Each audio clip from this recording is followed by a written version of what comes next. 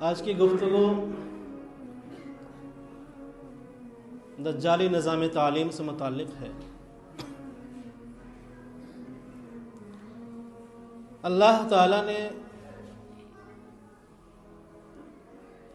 ہمارے اور آپ کی ہدایت کے لیے قرآن عظیم کو اتارا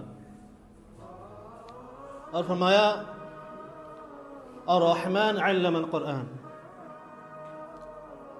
وہ رحمان جس نے قرآن کو اتارا، اور پھر کس پہ اتارا یہ پوشیدہ ہے، سارے لوگ جانتے ہیں کہ اللہ تعالیٰ نے قرآن مقدس کو کس پہ اتارا، اور پھر اس ہستی کو علمہ البیان، قرآن کی وضاحت سکھائی، اس کی تشریح، اس کی تفسیر۔ یہ ساری باتیں اللہ تبارک و تعالیٰ نے حضور پاک صلی اللہ علیہ وسلم کو بتا دی، اور حضور کے ذمہ یہ لگا دیا، ایک نصاب تعلیم بتا دیا کہ آپ کو کیا کرنا ہے۔ لہٰذا حضور کی ذمہ داری یہ بتائی گئی، هو الذی بعث فی الامیین رسولا منہم یتلو علیہم آیاتہ ویزکیہم ویعلمہم الکتاب والحکمہ۔ حضور کے ذمہ 4 کام لگایا گیا۔ پہلا کام یہ کہ جو قرآن آپ پر اتارا گیا ہے اس کی آیتیں پڑھ کر کے آپ لوگوں کو سنائیں، تو قرآن کا پڑھنا اور پڑھانا۔ دوسرا کام ہے وَيُزَكِّيهِمْ، ان کی صفائی کرنا، ان کے اخلاق کو سنوارنا، ان کے کردار کو سنوارنا، ان کے کیریکٹر کو سنوارنا، ان کے معاملات کو سنوارنا، ان کے معاشیات کو سنبھالنا، ان کے معاشرت کو سنبھالنا، ان کے دلوں میں جو سینکڑوں بتوں کی محبت رچی بسی ہے اس کی صفائی کرنا، غیروں کا ڈر ان کے دلوں میں جو بیٹھا ہوا اس کو ہٹانا، اور ایک خالص اللہ کی محبت اس دل میں بیٹھانا، ایک اللہ کا خوف اس دل میں جمانا۔ وَيُزَكِّيهِمْ وَيُعَلِّمُهُمُ الْكِتَابَ وَالْحِكْمَةَ، اور انہیں قرآن کو سمجھانا، انہیں قرآن کو بتانا، قرآن کی تعلیمات کو عام کرنا اور سنت کو عام کرنا، سنتیں بتانا، طریقے بتانا۔ یہ 4 کام آپ کے سپرد کیے گئے۔ لہٰذا آپ دیکھیں گے ابتدائی نبوت میں اللہ کے نبی صلی اللہ علیہ وسلم نے ان 4 کاموں کو بخوبی دار ارقم، جو مسلمانوں کا اسلام کا پہلا اسکول، عام طور پر لوگ جانتے ہیں کہ وہ صدفہ کا چبوترا ہی پہلا مدرسہ اور اسکول ہے، لیکن اسکول کا نظام اللہ نے مکہ میں شروع کر دیا تھا، اور حضور پاک صلی اللہ علیہ وسلم نے سب سے پہلے اسکول دار ارقم کو بنایا، کہ جب آپ کھل کر کے دعوتیں نہیں دے سکتے تھے، کھل کر کے لوگوں میں تبلیغ نہیں کر سکتے تھے، لہذا جو مسلمان، جو مکہ کے مشرکین اسلام کا کلمہ پڑھتے، رسول اللہ صلی اللہ علیہ وسلم کی رسالت کا اقرار کرتے، آخرت کا یقین کرتے، وہ چپ چاپ دار ارقم میں جاتے تھے، اور اللہ کے نبی صلی اللہ علیہ وسلم وہاں یہ 4 کام کیا کرتے تھے۔ اور دار ارقم صفا کے پہاڑی کے پاس میں حضرت ارقم رضی اللہ تعالیٰ عنہ کا وہ گھر تھا، جو اپنا گھر انہوں نے اللہ کے نبی صلی اللہ علیہ وسلم کو اس کام کے لیے دے دیا تھا، کیونکہ وہاں پر بہت سہولتی تھی، جو حاجی آتے تھے اسی راستے سے ہو کر کے آتے تھے، اللہ کے نبی صلی اللہ علیہ وسلم ان کے ساتھ آسانی سے ملاقات کرتے تھے اور انہیں بھی اپنا پیغام پہنچایا کرتے تھے۔ تو اس 4 کام کو اللہ کے نبی صلی اللہ علیہ وسلم نے دار ارقم سے شروع کیا، اور صرف انہیں بتایا اور پڑھایا نہیں بلکہ تیار کیا انہیں۔ لہذا جب مدینہ کے لوگ آئے اور انہوں نے کہا کہ ہمیں پڑھانے کے لیے کچھ ایسا معلم کو بھیج دیجیے جو ہمیں بتائے، ہمیں سمجھائے، تو پہلا استاد حضرت مصعب بن عمیر رضی اللہ تعالیٰ عنہ کو بنا کر کے اللہ کے نبی صلی اللہ علیہ وسلم نے مدینہ بھیجا کہ جائیں وہاں کے لوگوں کو پڑھائیں، وہاں کے لوگوں کو سمجھائیں، وہاں کے لوگوں کے دلوں کا تزکیہ کریں، انہیں کتاب کی اور علم حکمت کی تعلیم دیں۔ لہذا جب اس تعلیم سے ہم آراستہ ہوئے تو دنیا کے بڑے بڑے حکمرانوں نے ہمارے سامنے گھٹنے ٹیک دیے، چونکہ قرآن ایک ایسی جگہ نازل ہوا جس کو خود قرآن کہتا ہے کہ وہ امی لوگ تھے، ان پڑھ لوگ تھے، جاہل لوگ تھے. هو الذی بعث فی الامیین، آپ کو ایسی قوم میں بھیجا گیا جو جاہل لوگ تھے. رسولا منہم، انہی میں سے آپ کو رسول بنا کر کے بھیجا گیا. تو ان کو جب آپ نے پڑھایا، سجایا، سنوارا، نکھارا تو دنیا میں ایسے ستارے بن کر کے نکھرے کہ لوگ ان کی ضیاء سے راستے پانے لگے اور پھر پورے عالم پر چھا گئے. اللہ کے نبی صلی اللہ علیہ وسلم نے انہیں ایسا مزین کیا کہ قرآن ان کی گواہی دیتا ہے کہ تراہم رکعا سجدا یبتغون فضلا من اللہ ورضوانا، کہ تم ان کی نشانی دیکھو گے جن کی تربیت رسول خدا صلی اللہ علیہ وسلم نے کی، جن کو پڑھایا لکھایا. وہ کیسے تھے؟ وہ کبھی رکوع میں نظر آئیں گے، کبھی سجدوں میں نظر آئیں گے، اللہ کا فضل تلاش کرتے ہوئے نظر آئیں گے، اللہ کے راضی کرنے کے لیے وہ سرگردہ نظر آئیں گے.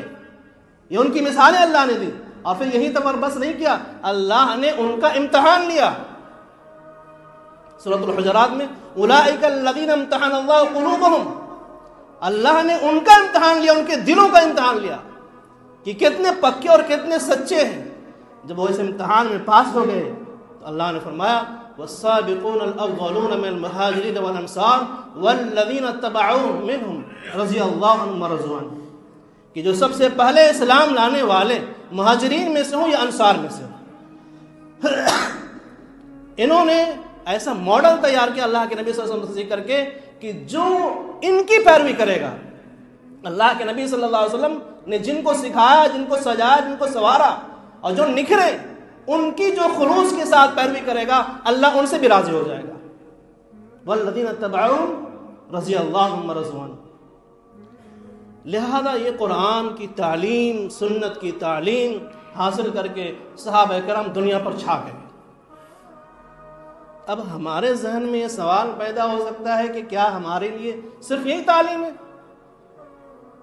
ہم اس سے دنیا میں کیسے کامیاب ہوں گے؟ دنیا میں کیسے آگے بڑھیں گے؟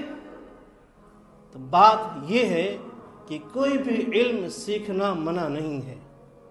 خود زید بن ثابت رضی اللہ تعالی عنہ فرماتے ہیں، ترمذی کی روایت ہے، حدیث نمبر 2715، فرماتے ہیں کہ اللہ کے نبی صلی اللہ علیہ وسلم نے فرمایا کہ مجھے یہودیوں کی تحریر پر اعتماد نہیں ہے، مجھے یہودیوں کے لکھے ہوئے پر اعتماد نہیں ہے، ان کی باتوں کا بھروسہ نہیں. لہذا تم ان کی زبان سیکھ لو، ان کا علم سیکھ لو، ان کی تحریریں سیکھ لو. زید بن ثابت رضی اللہ تعالیٰ عنہ کو اللہ نے کمال کا ذہن دیا تھا. فرماتے ہیں کہ میں 1 مہینے سے بھی کم مدت میں ان کی زبانیں سیکھ لی،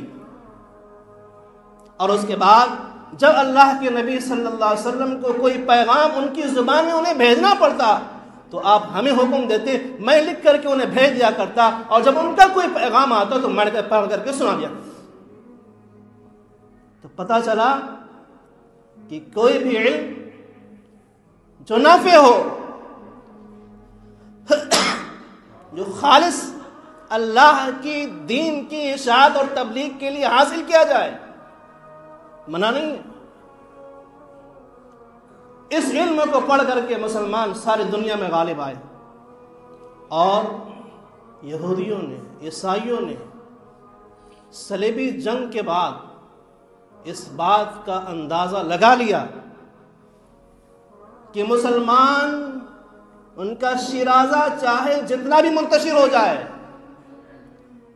ان کے باہمی اختلافات و نزاعات چاہے جتنے سنگین ہو جائیں، جب ان پر جنگیں تھوپی جاتی ہیں، جب ان سے جنگ کیا جاتا ہے تو آپس میں متحد ہو جاتے ہیں.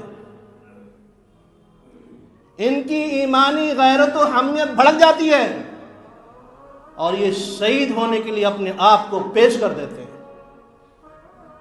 بعض یورپی مورخین نے یہاں تک کہہ دیا کہ چاہے پورا یورپ ایک ہو جائے اور مسلمانوں کی ایک چھوٹی سی جماعت جس کے اندر ایمانی غیرت و حمیت بھڑک چکی ہو، اس کے قدم کو ہلانا چاہے تو نہ ہلا سکے گی۔ لہذا اس ایمانی طاقت کو کیسے کمزور کیا جائے، اس کے چشمے اور اس کے سودے کو کیسے خشک کیا جائے، اس کا واحد راستہ یہ ہے کہ ہم علم کے راستہ کو اختیار کریں، ہم تعلیم کے راستہ کو اختیار کریں، ہم اسکول کے راستہ کو اختیار کریں، کالجز کے راستہ کو اختیار کریں، یونیورسٹی کے راستے کو اختیار کریں۔ اور پھر اس میں انہوں نے محنتیں کی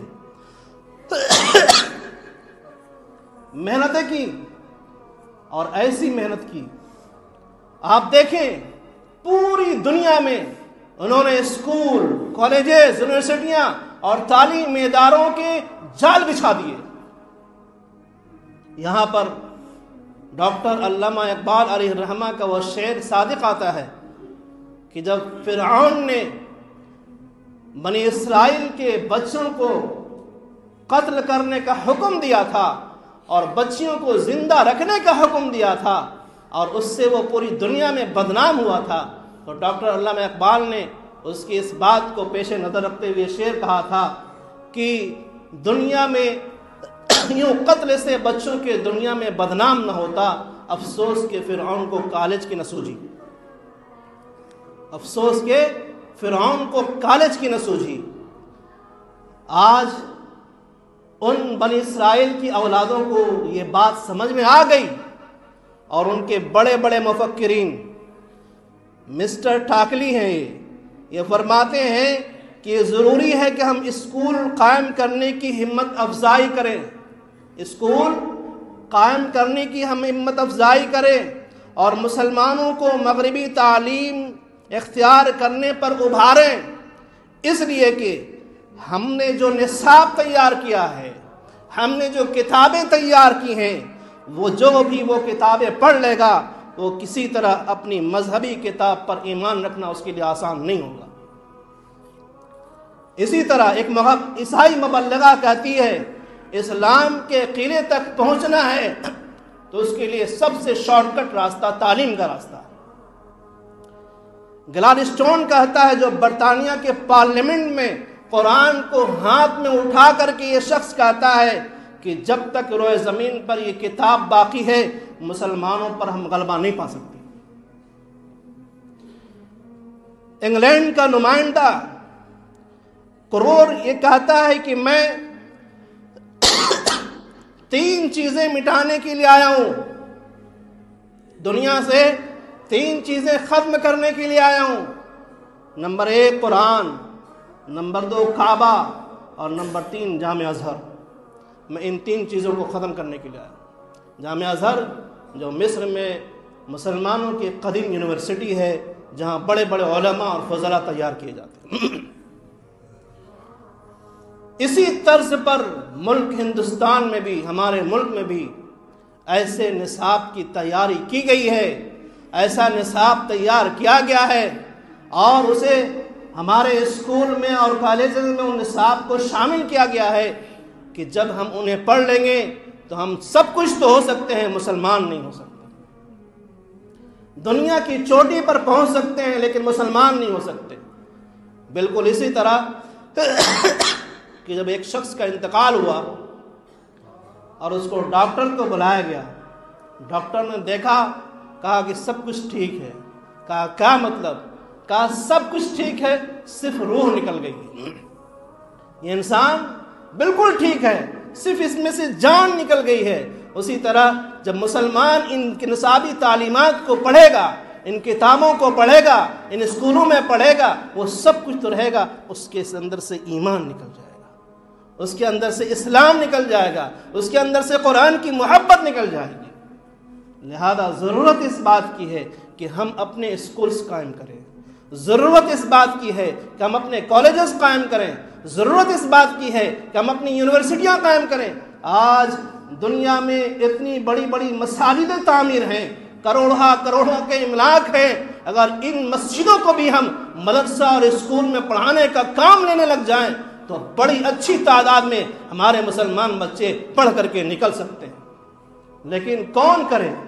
آج ہماری مساجد اور ہمارے کالجز اور ہماری یونیورسٹیاں بھی انہی کے قبضے میں ہیں جو ان کی درسگاہوں سے پڑھ کر کے نکلے ہیں، وہ وہی خیالات کے حامل ہیں، وہ اسی سوچ کے حامل ہیں۔ حضرت مولانا سید ابو الحسن علی ندوی رحمۃ اللہ علیہ مغربی کشمکش اپنی کتاب میں لکھتے ہیں کہ جب لوگ یورپ کی کتابوں سے، یورپ کی یونیورسٹیاں سے پڑھ کر کے آتے ہیں تو انہی کے ہو جاتے ہیں، وہ انہی کی سوچ میں سوچتے ہیں، بلکہ میں ایک قدم آگے بڑھ کر کے کہتا ہوں کہ انہی کے پھیپھڑوں سے وہ سانس لیتے ہیں۔ آج مساجد، آج اسکولز اور کالجز میں جو لوگ ذمہ دار لوگ ہیں وہ انہی اسکولز اور کالجز کے نصاب کو پڑھ کر کے آئے ہیں، اسی سوچ کے حامل ہیں۔ خدا کی قسم ہم آج نے ان نصابی تعلیمات کو اور دیگر کتابوں کو وہ اہمیت دی ہے جو قرآن کو دینا چاہیے تھا۔ حضرت مولانا استاد محترم عبدالعزیز بھٹکلی دامت برکاتہم فرماتے ہیں کہ مسلمان آج جتنی اہمیت دیگر کتابوں کو دیتے ہیں اتنی اہمیت کم سے کم قرآن کو دیتے تو سر بلند ہوتے، لیکن ہم نے نہ قرآن کو وہ مقام دیا، نہ قرآن کے پڑھنے والے کو وہ مقام دیا۔ ابھی آپ نے سنا کہ اسرائیلی مبلغین کیا کرتے ہیں؟ وہ اسکول قائم کرنے والوں کی ہمت افزائی کرتے ہیں، وہ اپنے چرچ کے پادریوں کو وہ سہولتیں فراہم کرتے ہیں، وہ ساری چیزیں مہیا کرتے ہیں، اور ہم کیا کرتے ہیں؟ قرآن کے ساتھ اور صحابہ قرآن کے ساتھ اتنی تنگ کرتے ہیں، ان کو اتنا تنگ کرتے ہیں کہ آگے کی نسل قرآن اور دین پڑھنا ہی چھوڑ دے۔ مساجد کا حال دیکھ لیجیے آپ، اماموں کی تنخواہیں دیکھ لیجیے آپ، مؤذنین کی تنخواہیں، وہ سوچ کے حاملین ہیں، وہ سوچتے ہیں ہم بہت اچھا کر رہے ہیں۔ آپ اپنے اس کرم سے، آپ اپنے اس کرتوت سے آنے والے نسلوں کے لیے وہ راستہ بند کر رہے ہیں کہ لوگ اس علم کو حاصل کریں، جس علم کو پڑھ کر کے مسلمان سر بلند ہوا تھا اور دنیا کی چوٹی پر پہنچا تھا، ہم وہ راستہ بند کرنے والے ہیں۔ برا لگے گا، معاف کیجیے گا، معذرت کے ساتھ میں کہتا ہوں۔ لہذا ہمیں اس سمت میں سوچنا چاہیے، جو دین کی تعلیم حاصل کرتے ہیں، جو قرآن کی تعلیمات کو حاصل کرتے ہیں، جو دین کی سمجھ بوجھ حاصل کرتے ہیں، ہمیں ان کو ہمت افزائی کرنی چاہیے، ان کو پروموٹ کرنا چاہیے، ان کو آگے بڑھانا چاہیے، ان کو راستے ہموار کرنے چاہیے۔ یہ نہیں کہ ان کے لیے راستے تنگ کر دیے جائیں، ان کو ایسا مجبور کر دیا جائے کہ دوسرے کے سامنے ہاتھ پھیلانے پر مجبور ہو جائے۔ جو بندہ ہاتھ پھیلائے گا، جو دن میں 3 گھر سے کھانا لا کر کے کھائے گا، اس کی کیا ہمت ہوگی جو کسی سے بات کرے؟ اس کا تو ضمیر ہی مر جائے گا، وہ غلامی کی ذنیت کا مالک ہو جائے گا۔ لہذا ہمیں چاہیے کہ ہم اپنے اماموں کو خود مختار بنائیں، مؤذنین کو خود مختار بنائیں، علماء کو خود مختار بنائیں، پھر دیکھیں کہ آپ کی قیادت کیسے ہاتھوں میں آتی ہے۔ ہم نے ایسے لوگوں کو قیادت دے دی ہے کہ جو خود وہ نصاب پڑھ کر کے آئے ہیں، وہ تعلیم پڑھ کر کے آئے ہیں کہ ہماری بات کیا کریں گے دوسروں سے۔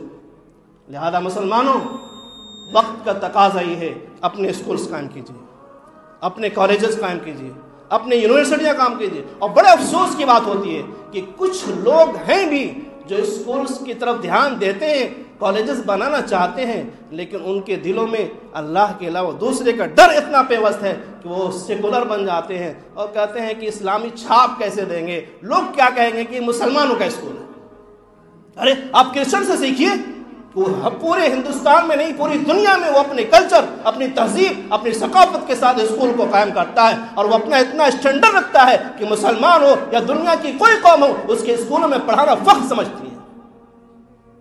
ہم ایسا نصاب تعین کریں اور ایسی کوالٹی دیں لوگوں کو کہ ہمارے اسکولوں میں آنے کے لیے وہ مجبور ہوں۔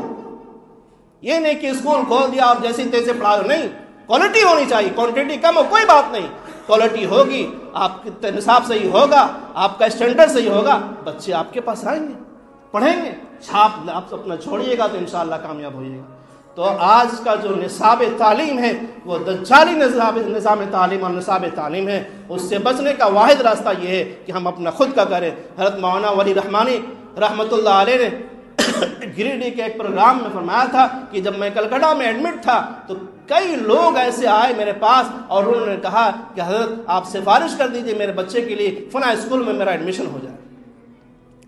تو انہوں نے فرمایا اچھا، تم میرے سفارش کرنے کے بعد بھی تمہیں ان کو کتنا پیسہ دینا پڑے گا؟ کہا کم سے کم 5 لاکھ. کہا 100 ایسے لوگوں کو جمع کرو جو 20-20 لاکھ روپے ہمیں دیں, ہم تمہارے لیے ایسا اسکول قائم کر دیں گے جو تمہیں خوشامد کرنے کی ضرورت تمہارا اپنا اسکول ہوگا. نہیں آئے. ہزاروں لوگ 5 لاکھ روپے جا کر کے گھوس دے دیں گے ان اسکولوں میں ایڈمیشن کے لیے, لیکن اپنا ادارہ قائم کرنے کی ہمت نہیں. یہ معاملہ ہمارے ملک کا ہے اور ہمارے مسلمانوں کا ہے. لہٰذا ہمیں اس طرف اگر نہیں سوچا اور ایسی طرف ہم نے قدم نہیں بڑھائے تو آنے والے دنوں میں بڑی دشواریاں ہوں گی. اللہ ہم سب کو کہنے سننے سے زیادہ عمل کی توفیق عطا فرمائے. وآخر دعوانا الحمد للہ رب العالمین.